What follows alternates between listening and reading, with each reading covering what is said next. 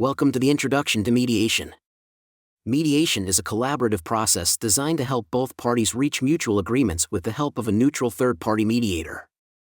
This course is designed specifically for first-time participants, offering a high-level overview of how mediation works, what to expect during the process, and the roles involved. By understanding these basics, you will feel more organized and confident, avoiding common sources of confusion. Key concepts in mediation include the flow of the process, your rights, and the expectations you should have as a participant. It's also crucial to know that while this course provides an introductory view, mediation can vary in structure, so staying informed about those variations will further help your preparation. You can also refer to the accompanying Mediation Overview PDF for notes and future reference. Mediation is a voluntary, collaborative process where both parties work with a neutral third-party mediator. The goal is to reach fair and mutually acceptable solutions. Mediators don't impose decisions; instead, they guide discussions to help you work through your issues. In pro se divorce mediation, you may meet the mediator in person or through a virtual session. Regardless of the format, you, your spouse, and the mediator will review each topic and propose solutions. You're always in control, and if you feel uncomfortable or disagree with a proposal, you can pause or exit the process at any time. Mediation offers numerous advantages over traditional litigation, making it a preferred option for many divorcing couples. It's generally more cost-effective because it avoids the high expenses of court battles and prolonged legal disputes. Mediation also tends to resolve matters faster, freeing both parties from months or years of litigation. One of the key benefits is control over the outcome. Unlike in court, where a judge makes the final decisions, mediation allows you and your spouse to create customized solutions that meet your unique circumstances. Moreover, mediation provides confidentiality, keeping sensitive family matters out of the public eye, which is crucial for many couples looking for a private resolution. While mediation offers numerous benefits, it's essential to be aware of the potential risks and challenges. One significant concern is the power imbalance that can occur if one spouse is more dominant or controlling. This can lead to an unfair agreement, particularly if the other party feels pressured into concessions. Another challenge is the lack of legal knowledge. Mediators do not provide legal advice, so it's important for both parties to consult attorneys if needed. Strong emotions like anger or fear can also obstruct productive discussions, making it difficult to reach a fair resolution. Finally, keep in mind that mediated agreements are not legally binding until they are filed and approved by the court. This means that either party can walk away without finalizing the terms, which may lead to wasted time and effort. One of the key distinctions is that mediation is not arbitration.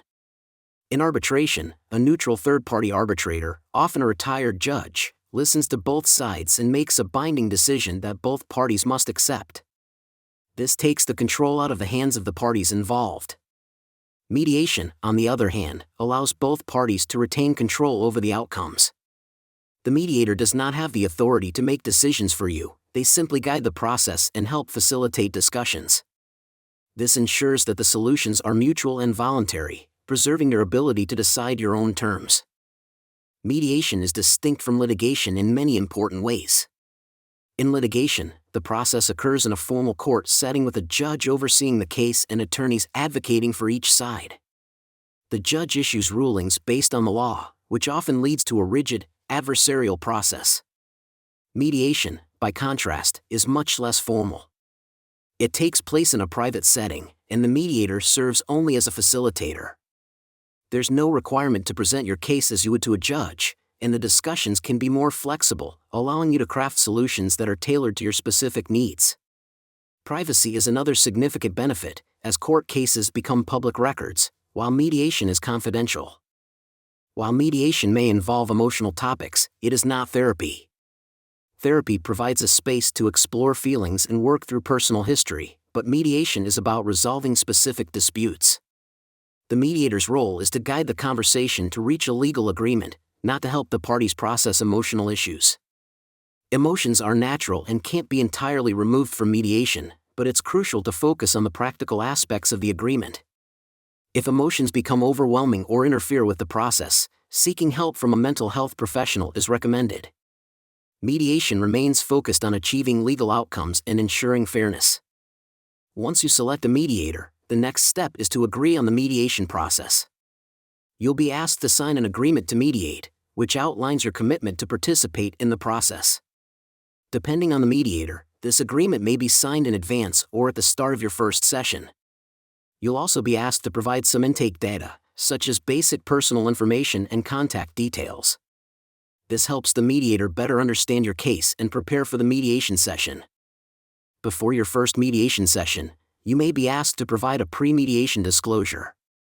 This includes background information about your case and your goals for mediation. The mediator may also request supporting materials like court orders, financial information, or parenting plans to better prepare for the session. For more complex or high-conflict cases, one-on-one interviews with the mediator may take place before the full mediation session. These interviews help clarify issues and ensure that the mediator is prepared to guide discussions effectively. During the mediation session, you and the other party will either meet in person at the mediator's office or virtually in an online mediation session. The process remains the same, regardless of setting. The mediator's role is to facilitate communication, ensuring that both parties are able to contribute ideas and work toward mutually agreeable solutions. The focus of the session is on resolving disputes and creating practical, customized solutions that work for everyone involved. In some cases, mediation may require external processes or consultations with professionals outside the mediation session. For example, you might need to seek legal advice from an attorney to better understand the legal implications of the agreements you are considering. Financial experts can also assist by providing appraisals of assets or helping evaluate income, especially in cases involving complex financial details. Additionally, home appraisers, tax professionals, or even counselors may offer valuable insights that support the mediation process, ensuring that all relevant aspects are considered when crafting your agreement. Once all issues in the mediation have been resolved, the mediator will prepare a Memorandum of Understanding, MOU, summarizing the key points agreed upon by both parties. This document serves as a foundation for any legal filings. For simpler cases, such as a minor parenting plan change, the MOU can be directly filed with the court. In more complex divorce cases, additional court forms will be required, often prepared by a family lawyer or mediator acting as a scrivener. Parties may also opt to have the MOU reviewed by a lawyer to ensure all legal bases are covered before filing with the court. As a participant, your role in mediation is crucial. You are responsible for providing the mediator with all relevant information about your situation. Open, respectful communication is key to ensuring that your objectives are clear throughout the process. Your input helps guide the discussions and the proposed solutions, and it's your responsibility to evaluate those proposals to decide what agreements you feel comfortable making. Ultimately, you remain in control of the decisions that come out of mediation, ensuring that they work for you. The mediator plays a critical role in guiding the mediation process, but it's important to remember that they do not have authority over the outcome. Their primary job is to facilitate the discussions, ensuring that both parties can contribute equally and communicate effectively. They are a neutral party, meaning they don't take sides or advocate for any particular solution. While a mediator might suggest potential solutions, they cannot force you to agree to anything. The decisions remain fully in your hands, preserving your control over the outcome of the process. Attorneys play a supporting role in mediation. They can provide legal advice to their clients, help clarify the court procedures involved, and answer any legal questions that arise during the session. Attorneys may represent their clients directly, speaking on their behalf, or they can act as an observer, letting the clients interface with the mediator. Their role includes advocating for their clients' best interests when necessary and contributing positive ideas to ensure that the negotiations are fair. Several court staff members play crucial roles in supporting you throughout the mediation process. The court clerk is your point of contact for filing necessary documents, whether electronically or in person. The Family Court Facilitator, FCF, is your primary liaison with the court. They are there to help manage your case, answer questions about court dates, and guide you through any procedural issues. During formal hearings, a judge or magistrate will be present to ensure that the law is properly followed and that any agreements do not cause harm. They can issue legally binding orders if necessary to resolve disputes. Mediation is entirely voluntary, and there's no obligation to agree to terms you don't feel comfortable with. While you're expected to engage in good faith and work toward a solution, you ultimately control the outcome. You can explore different options and are free to propose solutions that meet your needs. Remember, you don't have to accept any terms that don't work for you. There are 4 common outcomes from a mediation session. Sometimes, no agreement is reached at all, while other times, parties may come to a partial or full agreement on various terms. If the session ends without a full resolution, another mediation session can be scheduled to continue working through unresolved issues. Regardless of the outcome, it's important to remember that you are in control of the decisions and can decide how to proceed based on your comfort with the terms. In mediation, you have the absolute right to self-determination. This means you are free to accept or reject any solutions that are proposed during the session. You are not obligated to agree to anything that doesn't work for you. You can also explore alternative ideas and work collaboratively with the mediator and the other party to build a solution that makes sense for both sides.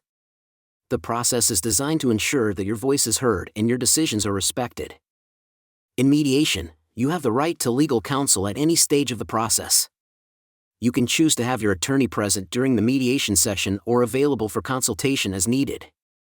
Your attorney can also represent you by speaking on your behalf, or you can interact with the mediator directly and follow up with your attorney afterward. Before signing any agreement, you also have the right to have your lawyer review the terms to ensure they align with your best interests. One of the key rights you have during mediation is the ability to leave at any time. You are not obligated to stay in the session if you feel uncomfortable or if the process is not working for you. There are no legal consequences for leaving. However, it's important to keep court deadlines in mind. If the court has set a deadline for reaching an agreement, leaving mediation may delay your case, but the mediator cannot report your decision to leave or share any details about the session with the court. Confidentiality is one of the core principles of mediation. Anything shared during the mediation session is confidential and cannot be used in court proceedings.